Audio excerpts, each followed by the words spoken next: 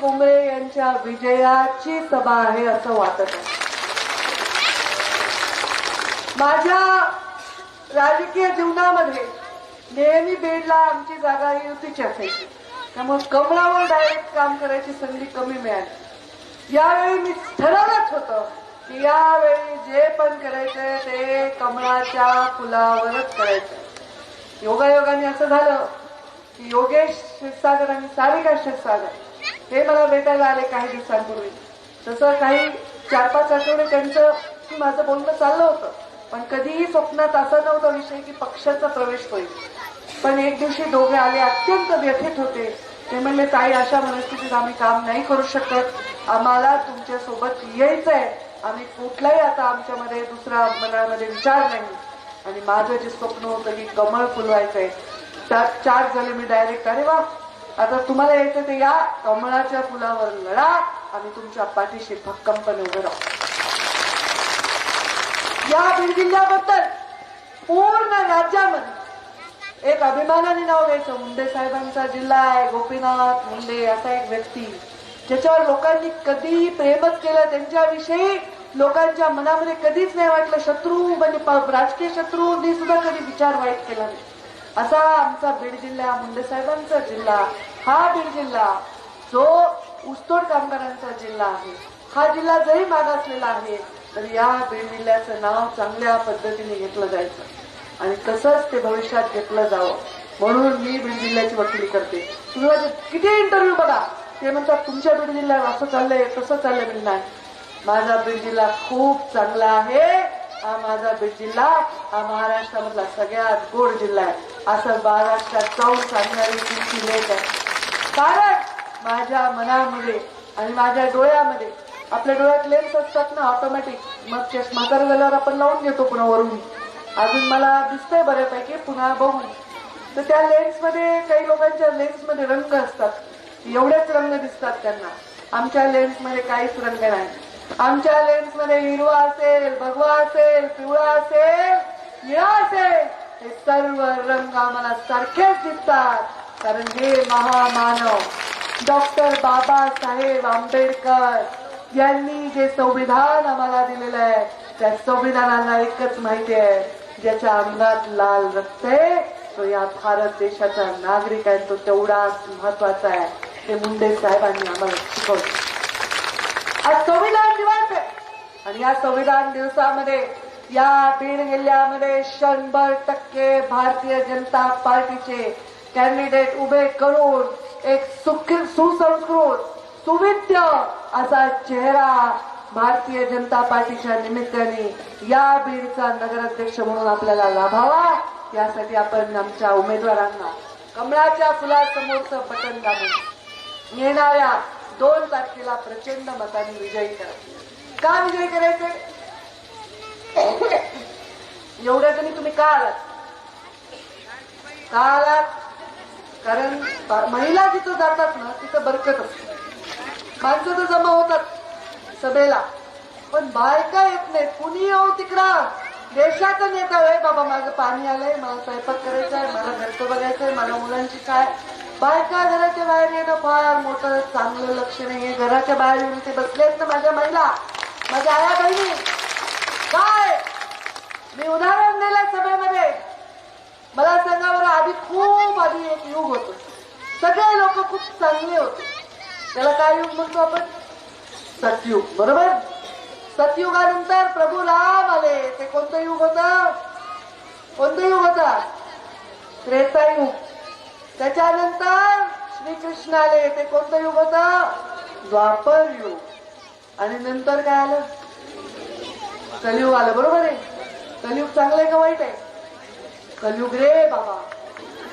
आपण म्हणतो ना, म्हातारा म्हातारीला नीट वागवत नाही, पोरगा असून कलियुग आहे रे बाबा. मोठ्या माणसाला उलट उत्तर द्यायला पोरं, कलियुग रे बाबा. महिलांवर त्रास द्यायले, कलियुग आहे. कलियुग चांगला आहे का? नाही. पण असं मी वाचलं, कारण मी थोडी आध्यात्मिक आहे आणि खूप देवाचं म्हणण्यापेक्षा वैज्ञानिक दृष्ट्या काय आहे ते वाचत बसते. मग मी वाचत असताना माझ्या लक्षात आलं की कलियुगामध्ये एक घोर कलियुग यायच्या आधी एक युग येतं आणि ते आहे शक्तियुग. शक्ती म्हणजे काय? काय शक्ती? स्त्री आहे, जिच्या शिवाय शिव देखील शव आहे. ती आहे शक्ती आणि ती आहे स्त्री. आणि या स्त्री एवढ्या संख्येने या शक्तीचं प्रतीक इथे आलेले आहे. हे शक्ती योग आहे आणि शक्ती योग आहे म्हणून आम्ही एक स्त्री जी डॉक्टर आहे, आता त्या स्त्रीच्या हातात पहिल्यासारखं तलवार किंवा गदा किंवा त्रिशूळ नाही द्यायचं. त्यांच्या हातात अवजार आहेत. डॉक्टर आहे आमची, इंजेक्शन वगैरे घेऊन अनेस्थेशिया देतात. त्या जर आल्या तर हे जे बोगस काम करणारे लोक अनेस्थेशिया देऊन त्यांना बाहेर काढून देतील. या बीडच्या हिताच्या बाहेरचे लोक त्यांना बेशुद्ध करून टाकू शकतात, एवढी ताकद आहे.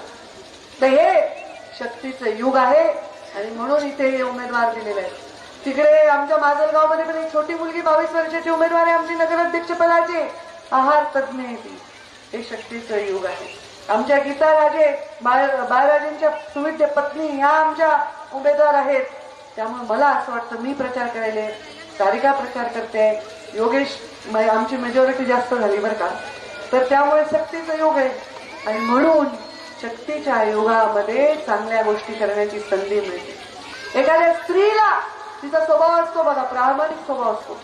स्त्री आता नवरा गेला, मी कितीतरी स्त्रिया बघते, शेतकरी 5 जण लावून घेतात, पण बाई मात्र लेकरं अशी कवटाळून बसलेली असते. नवरा वारला तरी घर सांभाळते, संसार सांभाळते. आणि जर बायको वारली तर वर्षाच्या आत काय असताना आणते खूप लोक. पण ही परिस्थिती आहे कारण ही स्त्री प्रामाणिक आहे आणि ही स्त्री प्रामाणिक आहे ही तिची शक्ती आहे. आणि तिला उधार जमत नाही बघा. जमते का उधार? शेजारणीकडनं आणा बरं कब्बर दूध, आपलं दूध फाटलंय, अचानक पाहुणे आले आणि चहा करायचंय, आणा बरं. ते दूध जर आणलं तर कधी एकदा गवळ्याकडून दूध आणते त्या बाईचं फुलपात्र वापस करते, असं होतंय का नाही? आणा बरं वाण्याकडून साखर आणि पैसे पुन्हा देते 2 दिवस. रोज डोकं फुल नवऱ्या, लवकर ते वाण्याचे पैसे द्या.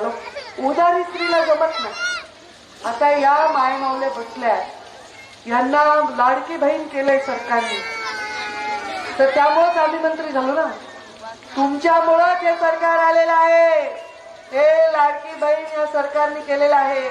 ही माझी कल्पना आहे. शंकर देशमुख म्हणाले असं माझं म्हणणं नाही, मी स्वतःला एवढं मोठं नाही समजत, पण मी मध्य प्रदेशची निवडणूक हाताळली. शिवराजजी चव्हाणनी लाडकी बहीण योजना आणली आणि माझ्या परळीमध्ये सभा होती तेव्हा एकनाथ शिंदे साहेब आणि देवेंद्रजी फडणवीस मुख्यमंत्री, तेव्हा उपमुख्यमंत्री होते, एकनाथ शिंदे मुख्यमंत्री होते. तर मी त्या सभेमध्ये म्हणले की शिंदे साहेब आणि फडणवीस साहेब, लाडली बहिणासारखी लाडकी बहिणाला आपलं सरकार 100% उगा बोला फुलाची गाठ पडली. मी काही केलं नाही, पण खरं झालं का? स्त्री हे शक्ती युग आहे. तुम्हाला ताकद दिल्यामुळे आम्हाला मिळाली, तुम्हाला लाडकी बहीण केल्यामुळे भाऊ सत्तेत बसले. त्यामुळे ही लाडकी बहीण आम्हाला सोडणार नाही, कारण ती कुणाचेही घेतलेलं विसरत नाही. ही शक्ती आहे. आणि तुम्ही म्हणलात आता वाढवायचं, आता काही जरा काही बोगस झालेत ना, ते जरा करू द्या ना. बोगस लोक बाजूला एक लोक 5-5 सहसा गेलेत, कुणी खोटेच दिलेत, पुरुषांनी स्त्रियांच्या नावाने घ्यायलेत, असे काही प्रकार घडलेत. ते सगळं काढून सगळं नियोजित करून सरकारने शब्द दिलाय लवकरच हे पण भूमिका घेऊ, तर हे होणारच आहे. त्याच्यात ते वादच नाही. ज्यांनी आधी दिले ते वाढवून तेच देणारच ना, दुसरं कोण देणार आहे? सरकार आमचंच आहे ना, देशात आहे, राज्यात आहे. आता तुम्ही म्हणता सरकार तुमचंच आहे, पण मग मी म्हणलं ना स्त्री पाहिजे ना. आता या सगळ्या टीमच्या मागे मी आहे आणि मी पालक आहे तुमची, मी संपर्क मंत्री आहे. मी वचन दिलंय की नगराध्यक्ष निवडून द्या, नगरपालिका ताब्यात द्या. दर 3 महिन्याला मी नगरपालिकेची स्वतः बैठक घेईन. एवढे काम झाले की रेल्वे कधीही या जिल्ह्याला येऊ शकत नव्हती, पण आज स्त्री दार्जिन जिल्हा आहे. केशर काकू क्षीरसागर त्या काळामध्ये किती वर्ष त्या राहिल्या खासदार, आज स्त्री दार्जिन जिल्हा आहे. स्वप्न त्यांनी तेव्हा बघितलं. मुंडे साहेब आल्यावर पहिल्यांदा 200 कोटी रुपये रेल्वेला त्यांनी आणले खासदार झाल्यानंतर. आणि नंतर प्रधानमंत्री मोदी इथे शब्द देऊन गेले आणि मुंडे साहेबांच्या मृत्यूनंतर त्यांच्या पहिल्या पुण्यतिथीला भेट दिली. 2800 कोटी रुपयाची रेल्वे, की आज आपण त्याचं आता उद्घाटन केलं. ही रेल्वे आली. प्रीतमताई खासदार होत्या, श्रेयस संपूर्णपणे प्रीतमताईंनी त्याच्यासाठी खूप काम केलं. त्या खासदार होत्या. बघा, या महिला खासदारांनी स्वप्न बघितलं, एका महिला खासदारांनी दुसऱ्या महिला खासदारांनी पूर्ण केलं. एका स्वप्न बघितलं त्यावेळी मी पालकमंत्री महिला झाले, या जिल्ह्याचं पहिले काय केलं, पहिले म्हणलं ह्या बायकांच्या कमरेवरची घागर कमी करायची, जलयुक्त शिवार केलं. हर घर जल आमच्या मोदीजींनी ग्रामीण भागात गरिबाच्या घरी जन्म घेतल्यामुळं घरोघरी पाणी पोहोचवण्यासाठी ही योजना केल्या. केंद्र शासनाचा पैसा, मी पालकमंत्री होते, जयदास अण्णा क्षीरसागर तेव्हा आमदार होते, आम्ही मुख्यमंत्र्यांना भेटलो, भारतभूषणजी क्षीरसागर नगराध्यक्ष होते, 200 कोटी रुपये नगर उत्थान मधनं याला दिले, तेव्हा या रस्त्यावर आपण बसलेलो. हे सगळे विकास केव्हा झाला, जेव्हा आमच्याकडे विकासाची दृष्टी आहे, दानात आहे, तेव्हा होतो. कामं बोगस करणे, बिलं उचलणे, दादागिरी करणे, अधिकाऱ्यांना शिव्या देणे, धक्काबुक्की करणे, हे असले कामं करून नागरिकांपर्यंत विकास पोहोचत नाही. विकास पोहोचतो ते प्लॅनिंग करून व्यवस्थित त्यांच्यापर्यंत समर्पणाने काम करण्याने विकास पोहोचतो, आणि ते करण्याचं काम आम्ही केलंय. हा विश्वास तुमच्या मनामध्ये आहे की हो, 14 ते 19 काळात काम झालेलं आहे आणि आताही होईल. आणि मी पालक तर तुमचे परमनंट आहे. तुमच्या विषयीची काळजी जशी मला वाटेल या बीड जिल्ह्याच्या मातीत जन्मलेल्या व्यक्तीला, ती कुणाला वाटेल. माझा बीड जिल्हा नाव मोठं व्हावं, माझ्या बीड जिल्ह्याची झालेली बदनामी संपून जावी, आणि माझ्या बीड जिल्ह्यातील पक्षांना लोकांनी वेगळ्या दृष्टीने. आता मी कॉलेज आणले, तिथे पशुवैद्यकीय 550 कोटीचं कॉलेज आहे. आपल्या जिल्ह्यातले लोक डिग्री घेतील, तिथे काम करतील, कॉलेज येतील. ते रेल्वेच्या माध्यमातून तुमच्या इकडे इथं विकास होणार आहे. माझ्याकडे पर्यावरण खातं आहे. आता बिंदुसरा नदीचा पूर्ण तट हा पूर्ण सुशोभित करीन मी. अतिक्रमण काढीन, म्हणजे कुणाला घर बेघर करणार नाही, त्यांना घर बांधून देईन. जसं मुंबईमध्ये एसआरएची धर्तीवर इथे पण आपण झोपडपट्टी निर्मूलन करू, लोकांना घरं बांधून देऊ. बिंदुसरा नदीला पूर्ण सुशोभित करू. दोन्ही बाजूनी मस्त सकाळी सकाळी बीडचे लोक वॉक करायला गेले पाहिजे या नदीसाठी. दुर्गंधी नाही, काय नाही, घाण नाही. मी पहिले निवडून आल्यावर या लोकांना पाठवणार आहे भोपाळला आणि इंदोरला, आणि मी सांगणार आहे जाऊन तिथून शिकून या. त्या भोपाळ आणि इंदोरनी 10 वर्ष या देशामध्ये सगळ्यात स्वच्छ महानगरपालिकेचं बक्षीस घेतलेलं आहे. एक कचऱ्याचं तुम्हाला कुठे, मी नर्मदा नदीच्या कार्यक्रमाला जायचे, एवढा कुठे कचरा दिसत नाही. बेडाघाटला जा, नर्मदा परिक्रमेला जा, काही दिसत नाही. एवढं चांगलं काम मध्य प्रदेशमध्ये झालं. त्यांच्याकडून शिकून येऊन इथे नगरपालिका कशा स्वच्छ होतील, गल्ली बोळ स्वच्छ होतील, कचराचं व्यवस्थापन होईल. इथल्याच बचत गटांना काम देऊ, घंटा गाड्या उभ्या करू, कचरा नेऊ, पण कुठंतरी डंप करणार नाही. तिथं त्या कचऱ्यावर प्रोसिजर करू.